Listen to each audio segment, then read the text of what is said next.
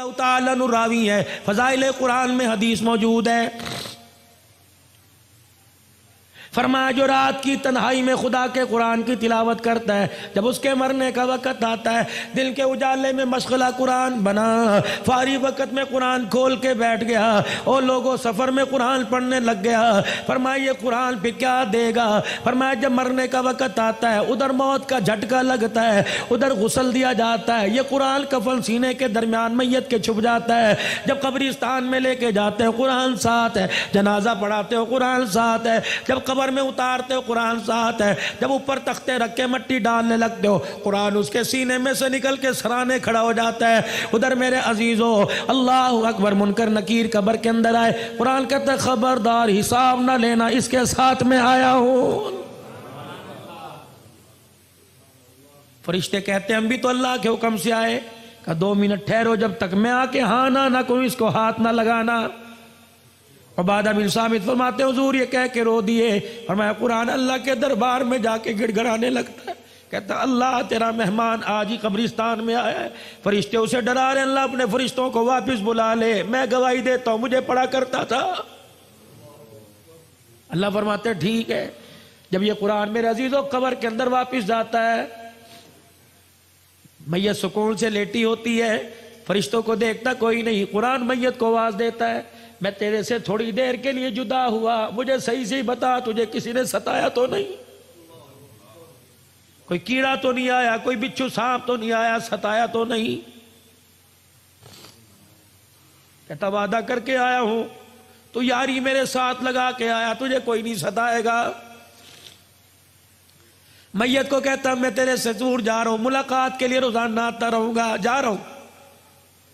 میت کو کہتا ذرا آنکھیں کھول کے ذرا آسمان کی طرف دیکھ، قبر کی چھت کی طرف میت دیکھ دیا، 1000 فرشتہ 4 چیزیں اس کی قبر میں لے کے اترتا ہے، جنت کی اوڑھنی، جنت کا بچھونا، نور قندیل لے کے اترتا ہے، یاسمین پھول لے کے اترتا ہے، فرشتے قبر کے اندر اس کے وجود کو اٹھاتے ہیں، جنت کا گدا بچھاتے ہیں، اور پھر دائیں بائیں سے اتنے سوراخوں سے جنت کی ہوا کیسی چلتا ہے، پھر اس کے پیروں کی طرف جنت کا کمبل رکھ دیا جاتا ہے، کہا جاتا ہے ہم تو تیرے سے جا رہے ہیں، اگر سردی لگی تو کمبل اوڑھ لینا۔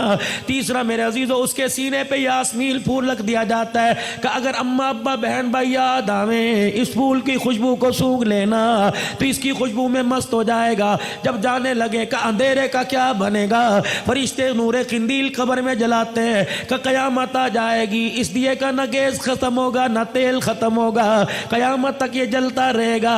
اللہ اکبر۔ جب قرآن پاک اس کی قبر سے جاتا ہے کہتا بے فکر ہو کے سو جا، خدا سے وعدہ کر کے آیا ہوں قیامت کی صبح تک تجھے اٹھانے بھی کوئی نہیں آئے گا۔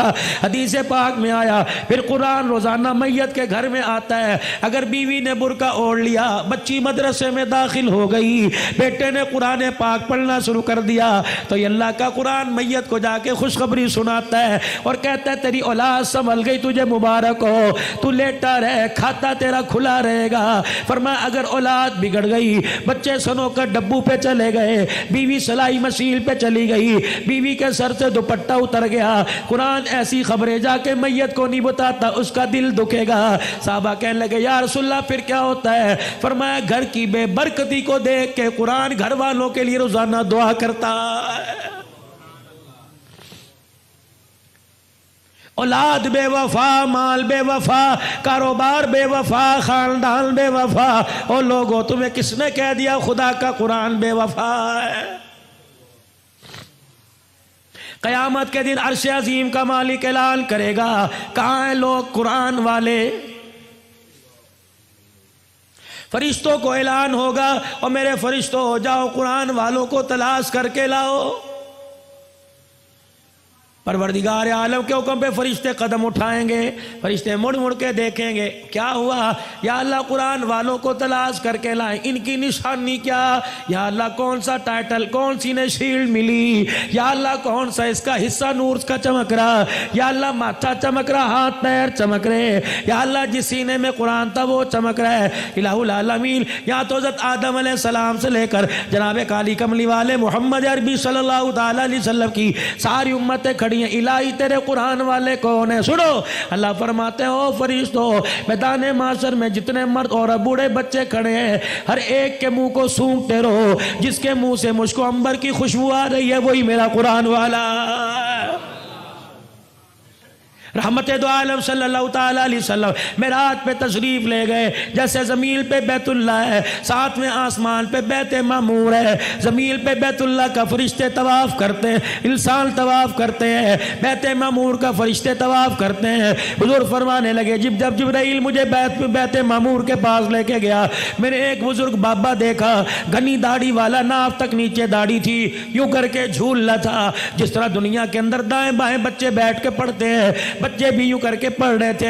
میں نے پوچھا ابراہیم کون ہے؟ کہ یہ تیرا ابا ابراہیم۔ میں نے پوچھا اے جبرائیل یہ کون ہے؟ کہ تیرا ابا ابراہیم علیہ السلام ہے۔ کہ قرآن تو میرے پہ نازل ہوا پر ابراہیم علیہ السلام رہا ہے۔ یہ بچے کون ہیں؟ نبیوں کی اولاد ہیں۔ یہ بچے کون ہیں؟ یوسف کی اولاد ہے۔ یہ بچے کون ہیں؟ نوح کی اولاد ہے۔ کون ہے؟ کہ نہیں، دنیا کے اندر حجرہ شاہ مقیم میں بچہ قرآن پڑھنے گیا، 10 پارے ہو گئے، پڑھتا پڑھتا فوت ہو گیا۔ ابا کہتا کاش قرآن کا حافظ بن جاتا، جا محمد اس دنیا کے اندر جا کر اس کے باپ کو مبارکباد دینا، جو بچہ قرآن ادھورا چھوڑ کے آیا 7ویں آسمان پہ ابراہیم انہیں قرآن کا حافظ بنا رہا۔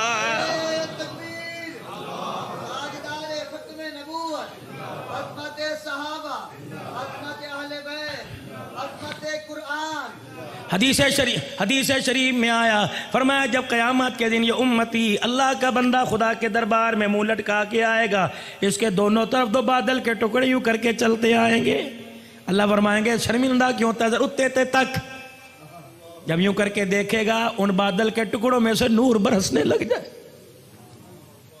جب چھم چھم اس کے چہرے پہ گرے گا پریشانی ختم ہوگی، دل پہ گرے گا ختم ہوگی، کہے گا اللہ بھائی کی شکل نہیں، یار کی شکل نہیں، دوست کی شکل نہیں، کون ہے؟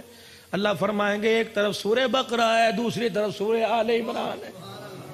یاد کر رمضان المبارک میں تو نے ختم کیا تھا، تو نے ایک مرتبہ تلاوت کی، انہوں نے بھی وعدہ کر لیا تھا قیامت کے دن جب کوئی سایہ نہ ہوگا ہم سایہ کر کے تیرے سر کے اوپر آ جائیں گے۔ بھلا جس کے سر پہ قرآن کا سایہ ہو خدا انہیں جہنم میں کیسے ڈال سکتا ہے؟ فرمایا لوگوں رات کو عشاء کی نماز کے بعد سورہ ملک پڑھ لیا کرو۔ فرمایا جیسے قبر میں جاتا ہے سورہ ملک 2 پروں کے اندر لپیٹ لیتی ہے، فرشتوں سے کہتی نہ سوال کرنا، مجھے پڑھا کرتا تھا، میں ضامین ہوں۔ فرمایا لوگوں صبح سورہ یاسین پڑھ لو، اللہ کہتا مجھے میری عزت کی قسم ہے 3 وقت کھائے گا دوں گا، 4 وقت مانگے گا دوں گا، 5 مرتبہ مانگے گا دوں گا۔ جو سورہ یاسین سے دل کی ابتدا کرے گا موت تو آئے گی، اس کے رزق میں کبھی تھوڑ نہیں آئے گی۔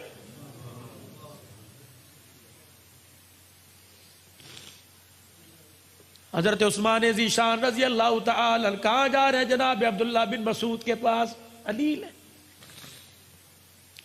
بچہ کوئی نہیں بچیوں والا، عبداللہ بن مسعود کے پاس گئے، اللہ تیرے پہ رحم کرے، کچھ تو کر لیا ہوتا، کچھ تو کما لیا ہوتا۔ اشرفیوں کی تھیلی دی، کہ لے میری طرف سے بچوں کو دے دے کام آئے گی، تھیلی جھولی میں ڈال دی، کہ تیری تھیلی کا کیا کرنا، جو مجھے رسول اللہ نے تحفہ دیا وہ میں نے بچوں کو دے دیا۔ میں نے اپنے بچوں کو سورہ واقعہ یاد کرا دی، میں نے کہا میرے بچوں مغرب کی نماز کے بعد تلاوت کرنا۔ کملی والے نے فرمایا جو سورہ واقعہ روزانہ پڑھے گا موت تو اس کے گھر میں آئے گی، رزق کی تھوڑ کبھی نہیں آئے گی۔